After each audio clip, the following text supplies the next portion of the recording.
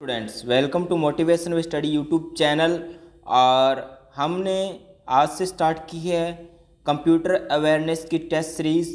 और मैं आपसे आग्रह करूंगा आप इस टेस्ट सीरीज़ को ज़्यादा से ज़्यादा ज्वाइन करें और अपने दोस्तों के अंदर भी इसे ज़रूर शेयर करें ताकि वो भी इसका ज़्यादा से ज़्यादा फ़ायदा उठा सकें। और यदि आपने हमारे चैनल को अभी तक सब्सक्राइब नहीं किया है तो आप इस चैनल को सब्सक्राइब करें और उसके साथ ही इसके पास में जो बेल आइकन है उसको भी जल्दी से प्रेस कर दें ताकि इसके ऊपर इस चैनल के ऊपर प्रत्येक वीडियो का अपडेट आपको मिलता रहे। तो चलिए स्टार्ट करते हैं आज की टेस्ट सीरीज। तो देखिए डियर स्टूडेंट, आज का पहला क्वेश्चन, वे डिवाइस जो यूज़र के द्वारा इनपुट किए गए डेटा को रिजल्ट के रूप में प्रदान करते हैं उन्हें कहते हैं memory, input device, output device या कंट्रोल यूनिट। तो देखिए डियर स्टूडेंट, ऐसे डिवाइस जो यूज़र के द्वारा डेटा को इनपुट किए गए डेटा को जो रिजल्ट के रूप में प्रदान करते हैं उनको अपने बोलते हैं आउटपुट डिवाइस।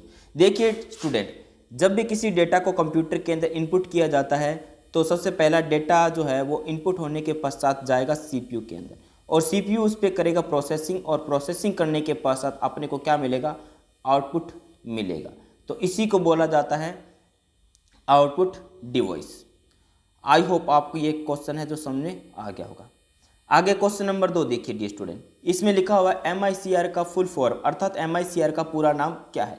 पहला ऑप्शन है मैग्नेटिक इंक कैरेक्टर रिकॉग्निशन, दूसरा जो ऑप्शन है इसका मैग्नेटिक इंक कैरेक्टर रीडर, तीसरा है मीडिया इंक कैरेक्टर रीडर और चौथा जो इसका ऑप्शन है वो है उपरोक्त में से कोई नहीं। तो देखिए डियर स्टूडेंट, इसका जो राइट आंसर होगा वो होगा मैग्नेटिक इंक कैरेक्टर रीडर। अब देखिए रीडर की जगह यहाँ पे रिकॉग्निशन भी लिखा आ सकता है, तो अगर रिकॉग्निशन आ जाए तो भी आपका जो ऑप्शन है वो सही माना जाएगा। उसके बाद में नेक्स्ट क्वेश्चन है 2.25 MB और प्लस 256 KB और 512 KB की क्रमश क्षमताओं वाले 3 रैम चिप वाले पीसी की भंडारण या स्टोरेज क्षमता है जो कितनी होगी। तो देखिए स्टूडेंट, 1 MB बराबर कितना होता है, 1 MB बराबर होता है 1024 KB। तो अपने जो भी KB वाले उनको एक बार ऐड कर लो, तो यह हो गया 256 प्लस ऐड कर दीजिए इसमें 512 और प्लस में इसमें 256 और ऐड कर दीजिए। क्यों? क्योंकि 1 MB का अगर आप चौथा पार्ट निकालोगे तो कितना आएगा, 256 ही आएगा और इन सभी को आप अगर आप ऐड करोगे तो टोटल कितना आ जाएगा, 1024 KB। 1024 KB का मतलब क्या हो गया, 1 MB। तो 2 MB ये है और 1 MB ये, इन दोनों को आपस में ऐड कर दिया तो कितना हो जाएगा, टोटल 3 MB हो जाएगा। तो इस क्वेश्चन का राइट आंसर है डियर स्टूडेंट सी अर्थात 3 MB। चलिए आगे नेक्स्ट क्वेश्चन की ओर बात करते हैं, कंप्यूटर का बायोस किस में स्टोर रहता है। तो देखिए डियर स्टूडेंट, बायोस क्या होता है, बेसिक इनपुट आउटपुट सिस्टम। यह स्टोर रहता है, इसका पहला ऑप्शन है रैम के अंदर, दूसरा ऑप्शन है रोम के अंदर, तीसरा ऑप्शन है हार्ड डिस्क के अंदर और चौथा ऑप्शन है फ्लॉपी डिस्क के अंदर। तो इसका जो राइट आंसर होगा डियर स्टूडेंट वो होगा रोम के अंदर। जो भी डेटा होता है बायोस स्टोर जो रहता है, बेसिक इनपुट आउटपुट सिस्टम जो स्टोर रहता है वो रहता है रोम के अंदर। बी आंसर इसका राइट आंसर है। आगे नेक्स्ट है MS वर्ड के अंदर, MS वर्ड के अंदर व्याकरण से संबंधित त्रुटि का पता लगाने के लिए निम्नलिखित में से किस शॉर्ट की का प्रयोग किया जाता है। तो इसका राइट आंसर हो जाएगा डियर स्टूडेंट F7 का प्रयोग किया जाता है। आगे हम क्वेश्चन नंबर 6 की बात करते हैं। इसमें क्वेश्चन नंबर 6 है मॉनिटर, कंप्यूटर मॉनिटर द्वारा दिए गए आउटपुट को क्या कहा जाता है। पहला है सॉफ्ट कॉपी, दूसरा है हार्ड कॉपी, तीसरा है कलर कॉपी और चौथा इसका ऑप्शन है ड्राई कॉपी।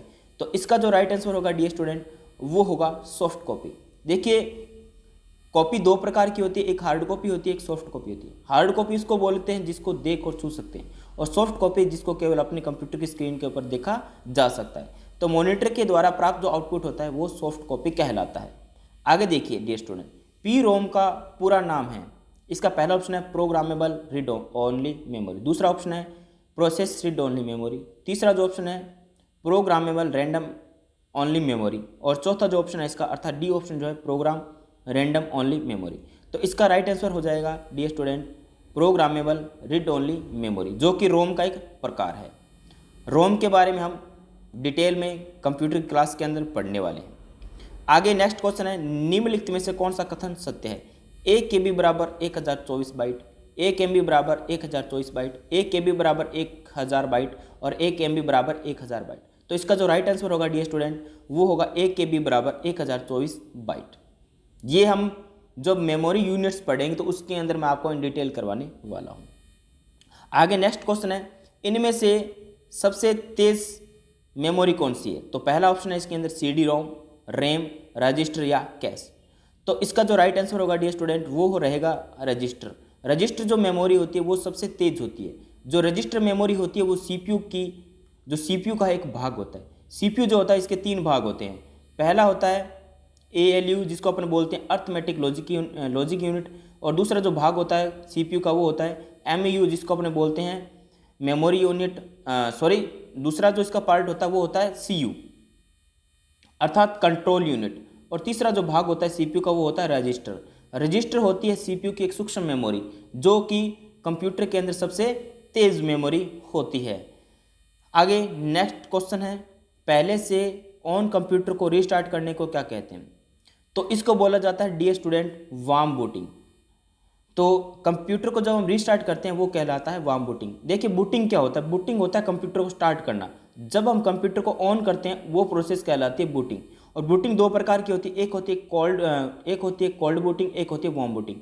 कोल्ड बूटिंग उसको बोला जाता है जब आपका कंप्यूटर पहले से बंद पड़ा है और उसको आप स्टार्टिंग से ऑन कर रहे हो, वो होती है आपकी कोल्ड बूटिंग। और वार्म बूटिंग का मतलब होता है कंप्यूटर को रीस्टार्ट करना।